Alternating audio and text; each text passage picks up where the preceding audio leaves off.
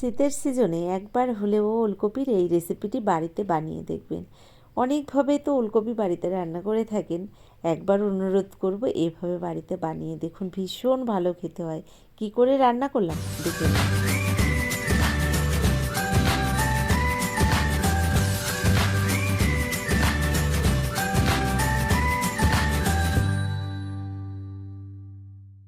ওলকপি দিয়ে মটর ডালের এই রেসিপিটি আপনি যদি এখনও না খেয়ে থাকেন, অনুরোধ করব বাড়িতে একবার বানিয়ে দেখবেন।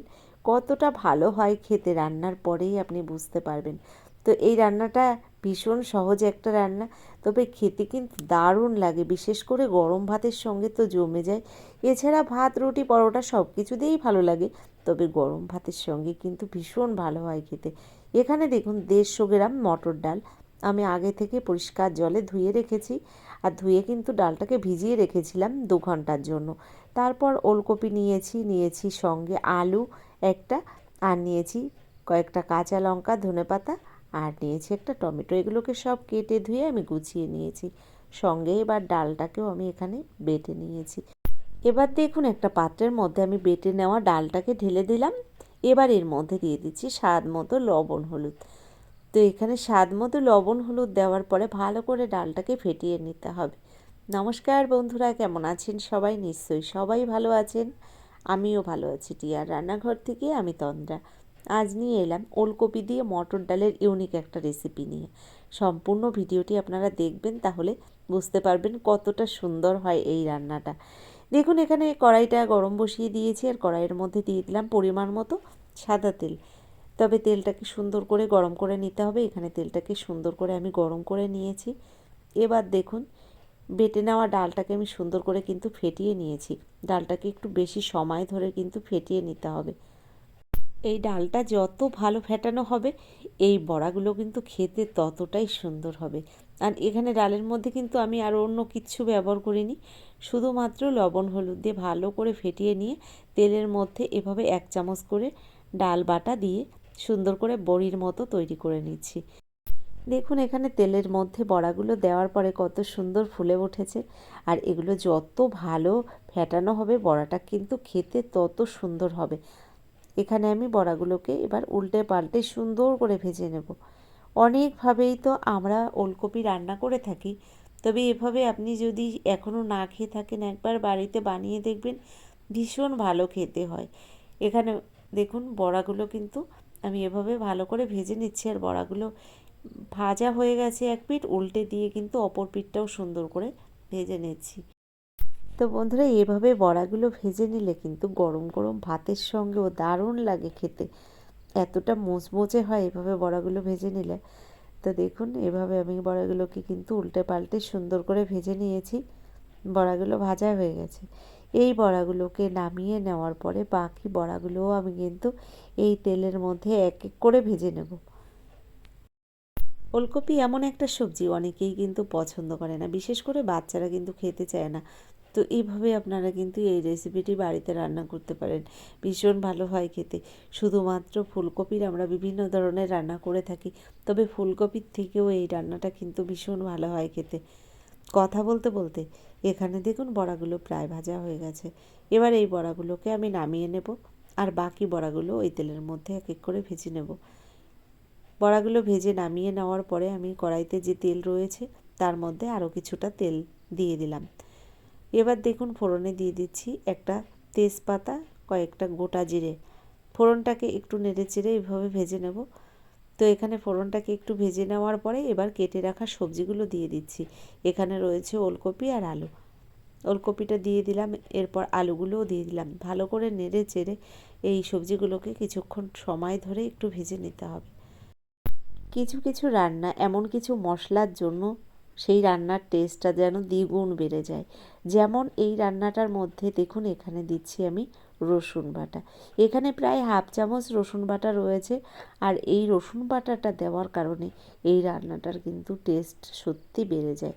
অনেকে আপনারা কিন্তু রসুন বা পেঁয়াজ না দিয়েও এই রান্নাটা করতে পারেন, যারা নিরামিষ খান বা নিরামিষভাবে এই রান্নাটা করতে চান, সেক্ষেত্রে আপনারা রসুনটা বাদ দিয়ে অন্য মশলাগুলো দিয়েই রান্নাটা করে নিতে পারেন।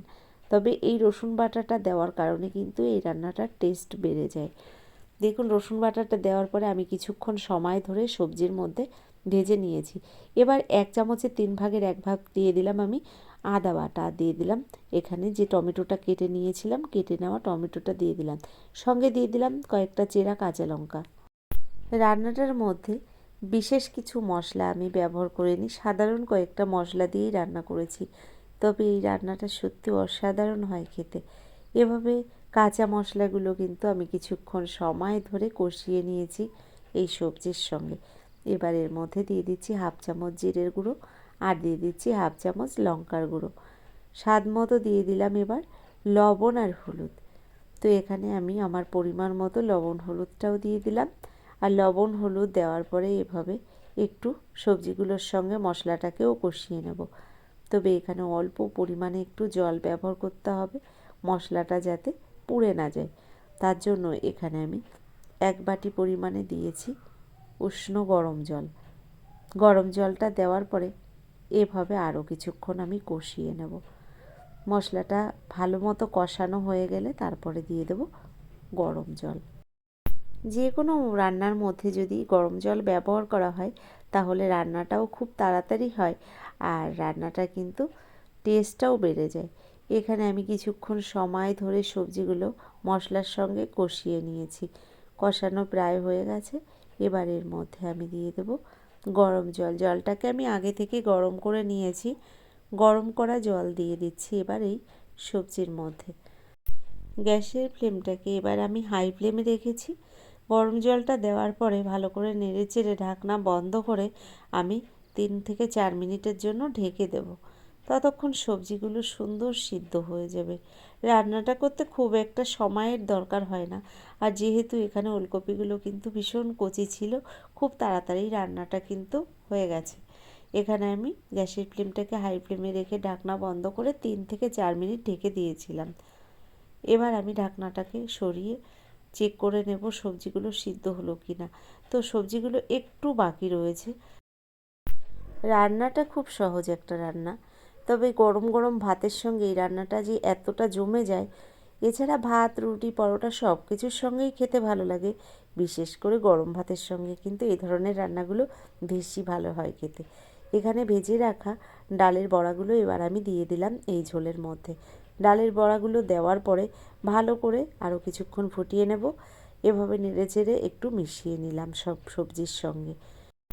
ডালের বড়াগুলো ঝোলের মধ্যে দেওয়ার পরে আমি আরও প্রায় 2 মিনিট মতো ফুটিয়ে নিয়েছি। এদিকে সবজিগুলোও পুরোপুরি সিদ্ধ হয়ে গেছে।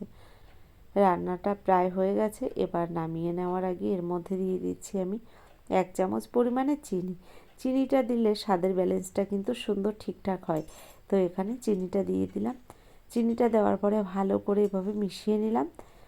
তো রান্নাটা এখানে হয়ে গেছে। এবার আমি একটু ধনেপাতা কুচি দিয়ে নামিয়ে দেব। তো বন্ধুরা, কেমন লাগলো আজকে এই রান্নার রেসিপিটি অবশ্যই কিন্তু আমাকে লিখে জানাবেন।